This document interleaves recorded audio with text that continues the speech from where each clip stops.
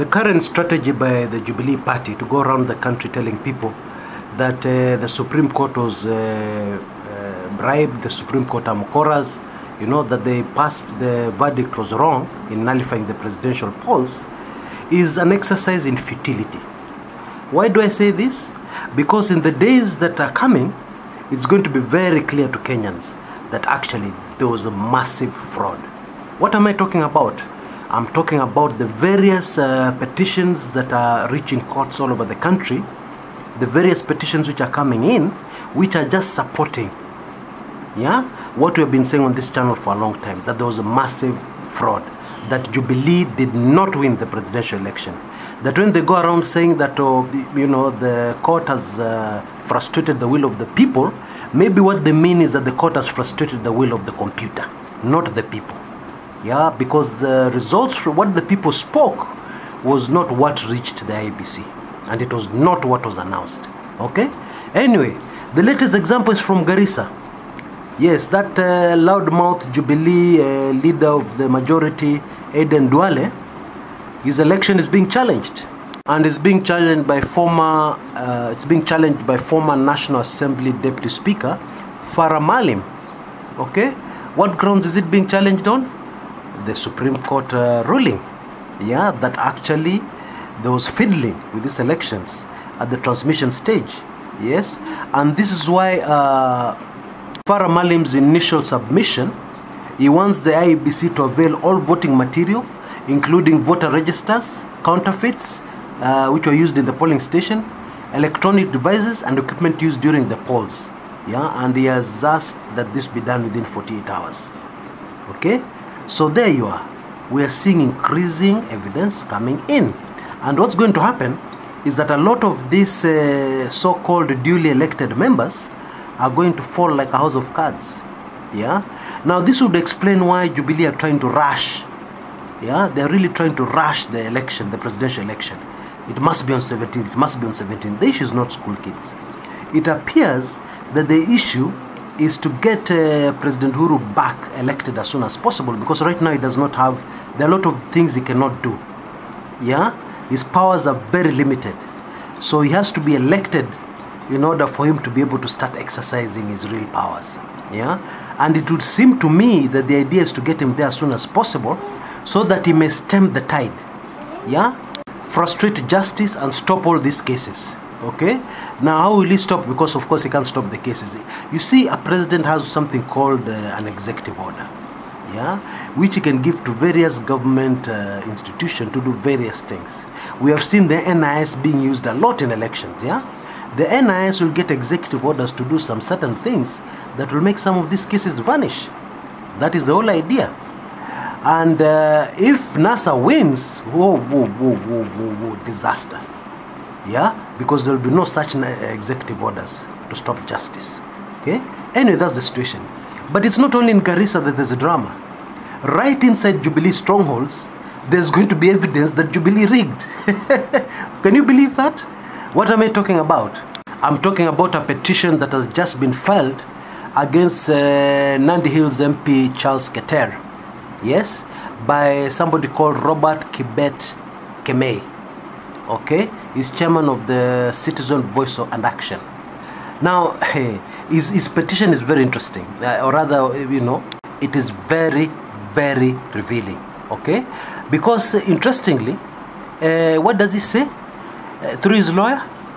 That the commission declared the wrong results in the Form 35B final tally. What does he mean? The famous Form 35As? Yes. What actually happened in this election is that those 35As, which are the proper results from the people of Kenya, they were beamed over to the IEBC. So what happened within IEBC, which lawyer Feroz Norji calls the Bermuda Triangle. So let's just call it the Bermuda Triangle. What happened inside the Bermuda Triangle is that those forms already sent to the IEBC, 35As, scanned copies, they vanished into thin air. Why did they vanish to thin air? They vanished into thin air so that they can be doctored. So it appears that Nandi Hills was affected. There was actually a top-up in Nandi Hills. And of course, this top-up did not favor Bwana Kemboi.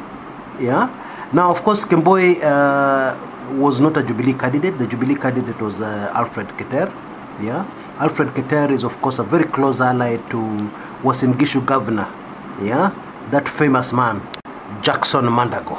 Okay, the two are almost semi-strains.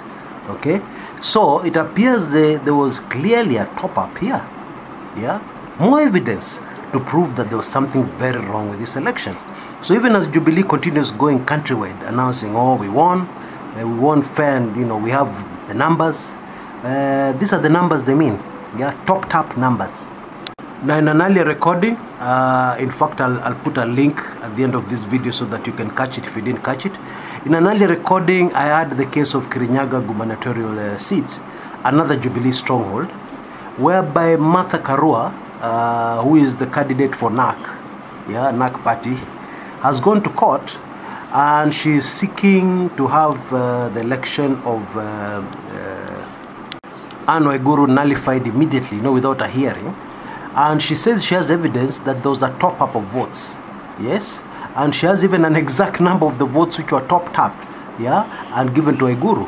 Now, let me just explain something. Let me remind you something, It is not possible to top up presidential votes without topping up all the other seats.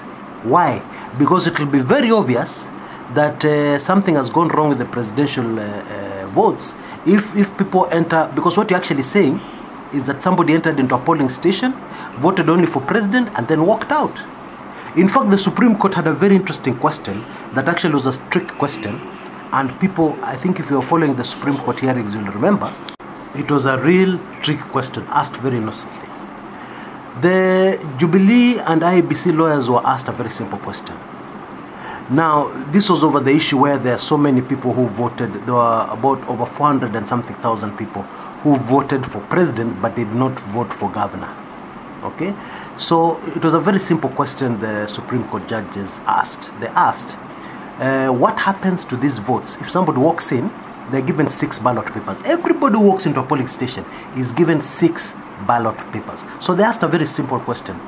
What happens to the other 5? Yes, you voted for president only. You've opted not to vote for the others. What happens to the other 5 ballot papers? And guess what? They could not answer that question. Logical conclusion, it did not happen. There was nothing like those 400,000 people walking into a polling station and voting for president and not voting for anybody else. Yeah, if it had happened, the IEBC would have remembered it. If it had happened, the lawyers would have been able to come across it that, so many people walked in, they voted only for president, so we had a problem getting rid of this other ballot paper, because ballot papers cannot be left in the air. Yeah? Once you're given those 6 ballot papers, they have to enter the boxes.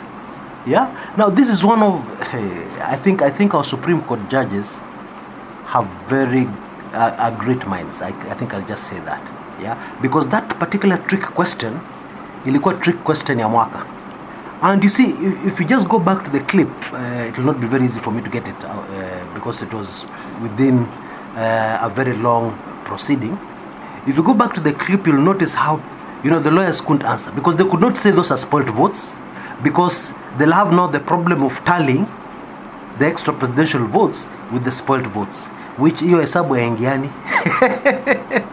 So you see, when the Supreme Court said we are satisfied that there were illegalities and irregularities in this election, the Supreme Court judges knew what they were saying. They knew exactly what they were saying. And no amount of political meetings and propaganda will change the truth or the facts. Okay? Until next time, this is Chris Kumekucha.